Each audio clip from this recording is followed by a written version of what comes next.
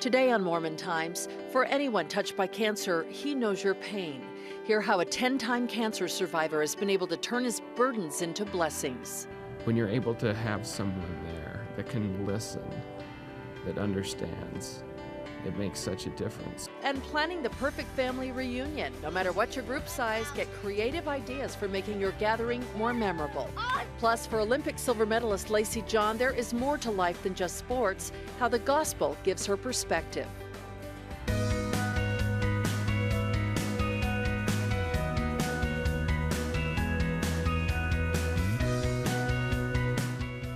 Good morning and welcome to Mormon Times. It is 19 days and counting until the biggest sporting event in the world, the 2012 Summer Olympics in London. The world stage will be set with elite athletes from around the globe, among them a few Latter-day Saints.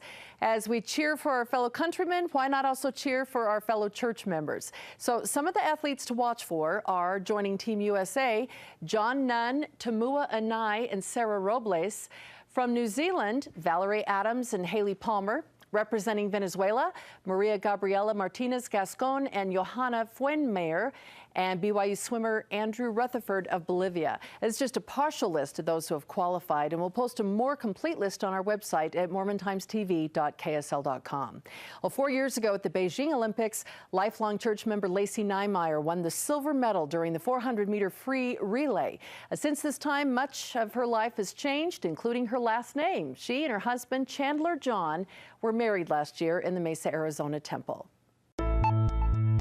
I could look at my race and break it down to the very tenths and hundredths of a second and how I could better myself. I'm not that competitive of a person. Swimming was perfect for me. It's so individual.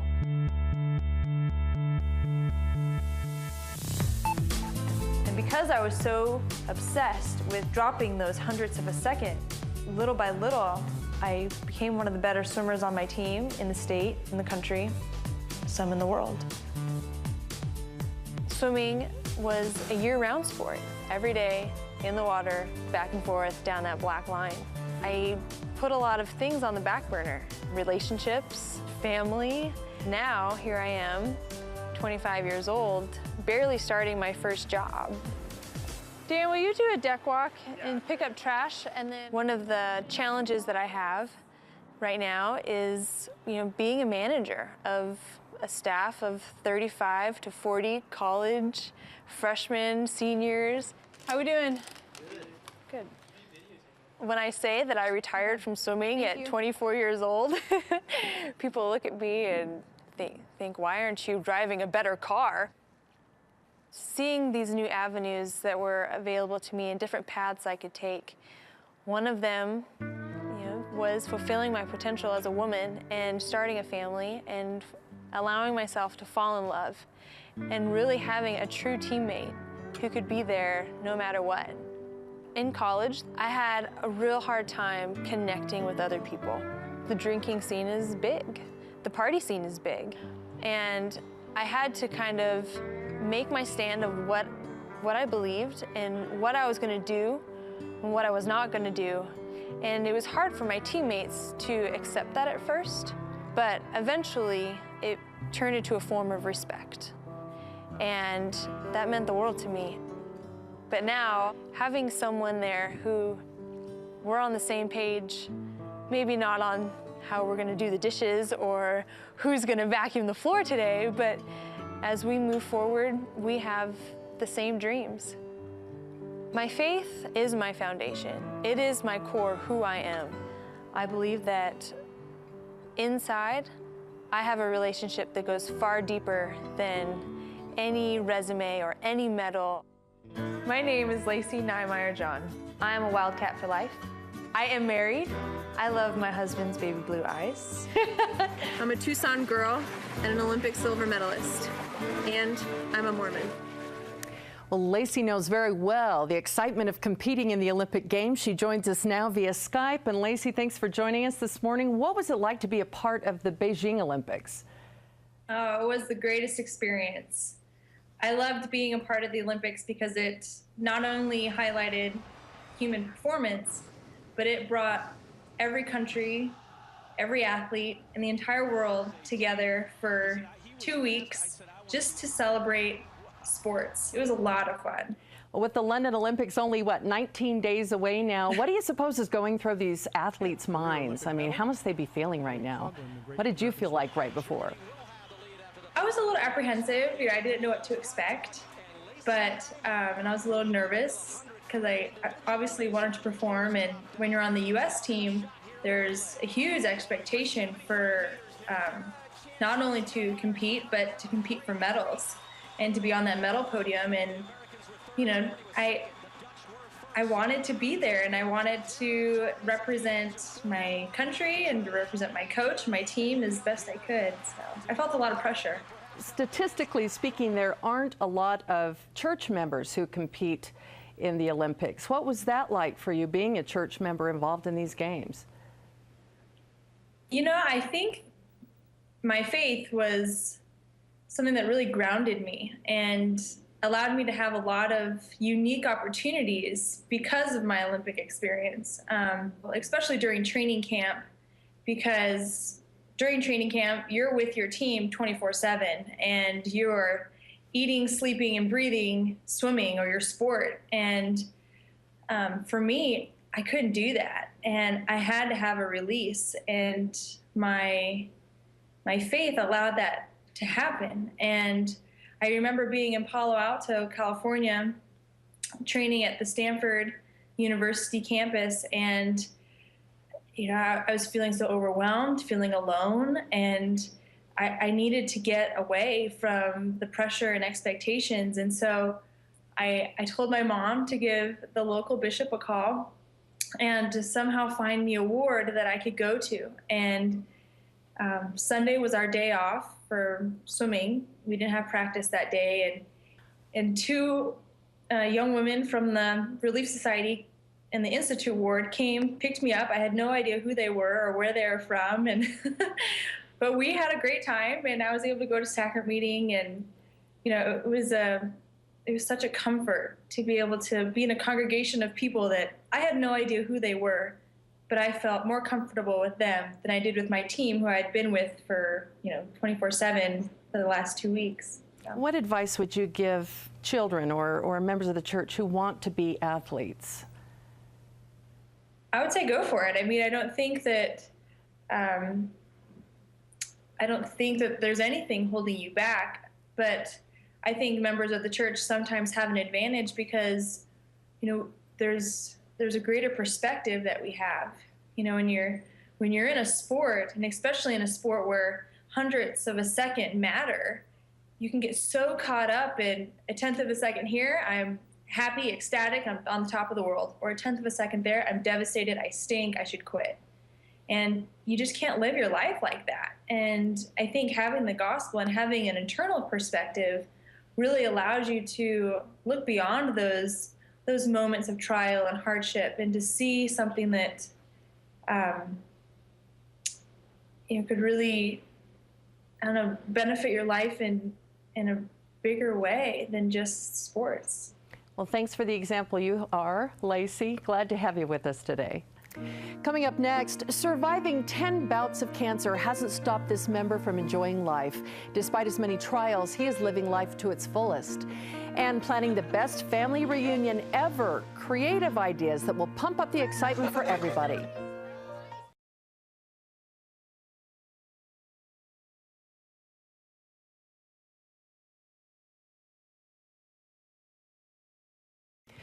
We all have mountains to climb in this life, and sometimes we can appreciate our own trials after we see somebody else's.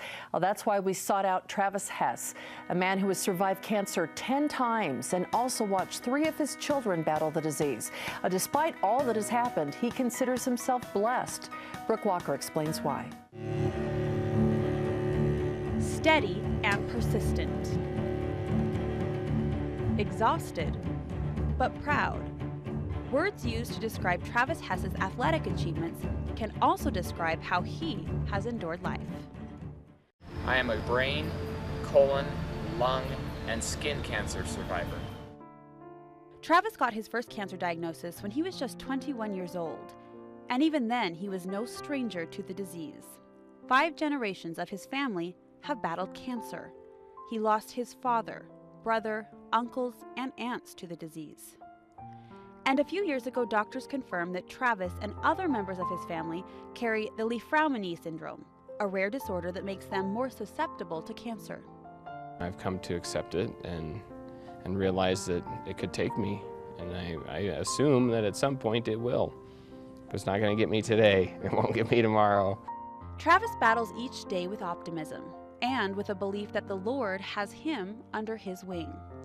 In fact, he feels blessed that cancer has been his mountain to climb in this life. People know when you have this disease, and they're going to do everything they can to help you.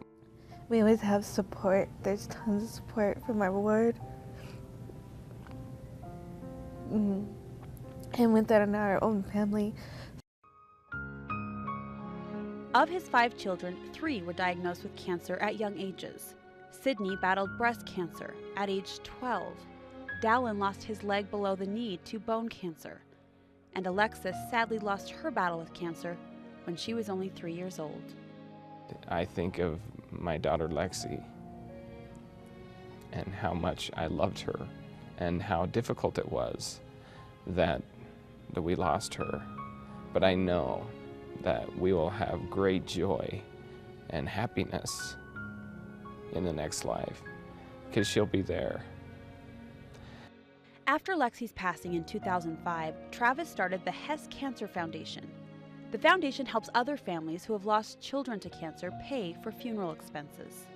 I know that there's a reason why the Lord wanted me to have this disease so many times and still be alive to tell about it. I know that the purpose is so that I can help other families through it too, and listen and understand and help comfort them.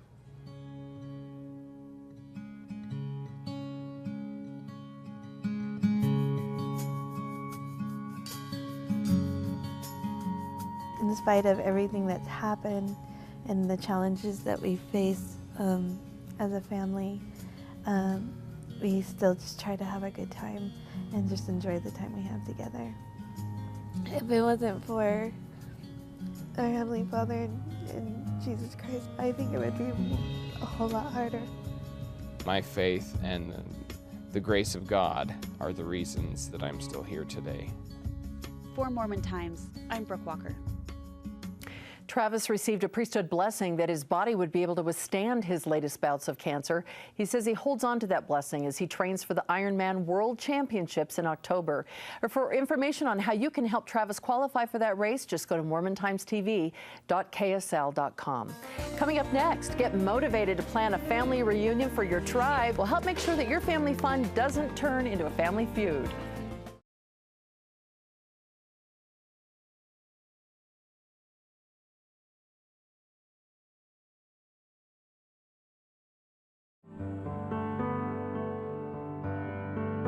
A family reunion is a great way to get the whole gang together, but sometimes planning it can be the real problem. Elisa Bangerter is here to help you get motivated and prepared, and you've planned lots of family reunions. Why do you think they're so important? Well, you know, family reunions, I really feel like they link and kind of bind us together as families, you know, from the past and to the future. And I think it's really important if you invest in your family, you know, it's really worth it. And it causes great traditions to happen, and you know, families are important, and I think we need to say, hey, our families are important. So those good bonds. Yeah, for sure. What are some of the logistics? Let's say you get put in charge of planning the big family reunion. What do you have to deal with? What do you have to worry about? Well, I think first of all, you have to, you know, decide on a time and a place, and everybody's family dynamics are different. So, you know, if you have a huge group, maybe not everybody can come, but get what works best, and maybe try a theme. If you want a theme, that's always fun. And then you absolutely have to have a plan. I mean, anything that's worth, you know, an event that's going to be worth it or memorable, you know, you have to put a little time and effort into it. So make a plan, that's important. Okay, so making them memorable too. I mean, you know, you can have it and it's done, but you want it to be something that is really meaningful to the people who come, like you said. So how do you make them memorable? Well, you know, you have to get the word out. That is essential. And I am a real advocate of fun, creative invitations. I think that the invitation helps set the tone. And I really think a tangible invitation, you know, not just a mass email saying, hey, we're having a family reunion, you're part of it, we want you to come. I think that's important. And then, you know, then you can send out the emails and maybe use some mass media, Facebook, or create texting. the event. Yeah, and I think it's also essential that you have a personal contact with them. You know, call them up. Everybody at least call them up and say, hey, we want you there, and then give them an assignment, you know, whether it's just creating name tags, bringing food, but then they feel like they really need to be there. And how do you generate, besides the invitations and things, how do you generate that excitement? Because some people go, great, got to go to the family reunion. I'll show up, I'll make an appearance, and I'm done. I mean, how do you get them excited to come? Well, you want them excited, because I've had so many people say, well, we don't know anybody there. Right. You know, I'm like, well, that's the whole purpose of having the reunion, you know, come get to know. But there's some things you can do. I think it's really fun to do family t-shirts. You know, if you have a huge group, maybe each family group could have a different color. Maybe you could, you know, make your family motto or have a logo of ancestors. So that's fun. You could have your family maybe make a flag or a crest that represented them. And I think you could also let everybody know that maybe there's going to be a table there. You know, we're going to have an exhibit that you could do for your family exhibit, or like a little family museum. Bring an heirloom, things that represent your family, put them on the table. And also, one thing we did in my husband's side of the family, we did a family time capsule. All the family members brought something for the time capsule, and we sealed it up to be opened up in 25 years. So we're still waiting. And then let them know there's going to be pictures. You know, we're going to have some fun pictures, and there's all sorts of creative things you can do with pictures, you know, whether it be props or different groupings, and that would be a lot of fun. And don't forget the food. Food is essential. You have to let everybody know there's going to be great food there, whether everyone's bringing it or it's being catered or whatever, but food's essential for a family reunion. And family history, I mean, you know, the genealogy part of this works into it as well. I mean, well, family history, I mean, that's part of the reason I think to have the reunion is to, you know, get to know your ancestors and as well as all the posterity. So, you know, do some fun skits. I think you need to make this part of it fun, so it's not, you know, boring. I think, or, you know, maybe do like a slideshow or some questionnaires or some face recognitions or some fun things like that. And one thing that I really like would be like a fashion show. You know, pull out like grandma's wedding gown, or maybe, you know, a prom dress from a recent thing or whatever. It could be old or new, and have a fashion show and have somebody really fun that can add some fun commentary to that. And you know, that way you also get to know your ancestors through, you know, something visual. That's a great idea. And also just activities, other fun things to do while you're there. Yes, essential. You know, you want everybody to have fun because you want them to come again. Want to come back. Especially the teenagers. That, you know, that's a key. So crafts. Crafts are essential, you know, no matter if it's for the young children, the teenagers, or even some of the older people there, you know, all sorts of crafts and activities. You could set up a big movie screen. We've put up like a big sheet and have like night movies that are fun, or games or contests.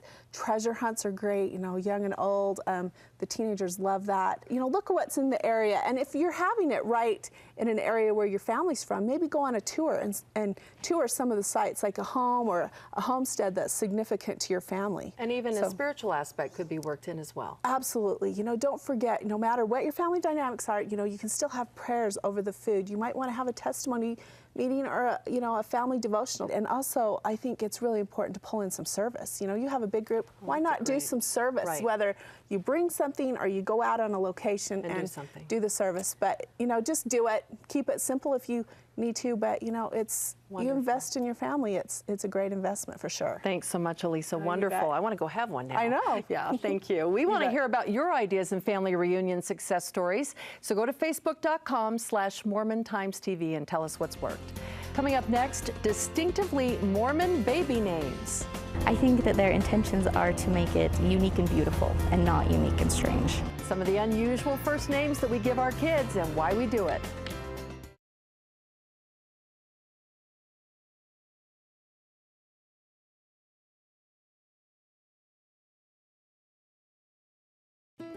It's one of those things in the Mormon culture that is sometimes an inside joke. The names we give our kids, sometimes pretty common and sometimes definitely not. Either way, think carefully before you name your children, because the old adage, what's in a name, could affect their future. What to name the baby? An important question because names are a way every culture identifies itself, and Latter-day Saint parents are no different. Parents want to distinguish their children, but not as LDS. They want to distinguish them from everybody, including other members of the LDS Church. In Mormondom, you find children with first names like Moroni, Nephi, Brigham, Monson, and Hinckley, and other names that you may not hear anywhere else. You find it in kind of the homogenous culture where Mormons are a lot alike each other in a lot of ways. Not that that's a bad thing, but there must be something in our culture that makes us want to do that. So they say, great, here's a creative name for my kid. And now they're different, and now they're not just like everybody else. Jennifer Mansfield just completed her graduate studies in folklore at Utah State University. In her research, she's identified 6 different types of Mormon names. Religious names, like Book of Mormon names, kind of the obscure biblical names. You get a lot of Joshes everywhere you go, but you get fewer, Shuls and Zenics from the Book of Mormon. You get Nephi, Moroni, Jerem, Teancum. But is that pressure? You never know if your kid will rebel against the religious name or think, oh, I have to live up to this. It's always a risk. Then there are the names that Jennifer calls combination. Names observed since the early 1900s, like Lucretia, Lauricia, LaDawn, Jace and Raylyn. Where you take parts of existing names and combine them to make something that sounds fresh and unique to the parent. I think a lot of times they're thinking, oh good, she'll get the best of both of us. The next category, invented names, where you turn words into names or just go crazy with creativity. You're just thinking, oh, I really like this suffix, I really like this prefix. Kiplin it is. Some parents want to set their children apart with unique spellings. Yep, new twists on old favorites, Abigail, Olivia, and Eric. And so I do think that they've saddled their kid with spelling their name the rest of their life. And when it comes to ancestral names, we're not talking junior and senior. Instead, we have a lot of children named after their great-great-grandpas, sisters, whatever. I mean, it's a very convoluted route up the family tree. Finally, the themed names, children named after mountain peaks, cities, or I know of a family who's named their children after temples. And such as Kirtland, Nauvoo, Manti, and Logan. So does your name affect your future? Possibly, but remember, if you've got an unusual name and you are fabulous, people are always going to remember you. Interesting fact, the most popular baby names in the entire United States last year actually have biblical origins. Jacob, Noah, Michael, and Daniel were all in the top 10 for boys, and for girls, Sophia, a religious term for wisdom, was #1, followed by Isabella, Ava, and Abigail. Thanks for joining us today on Mormon Times. Hope you have a wonderful Sabbath day.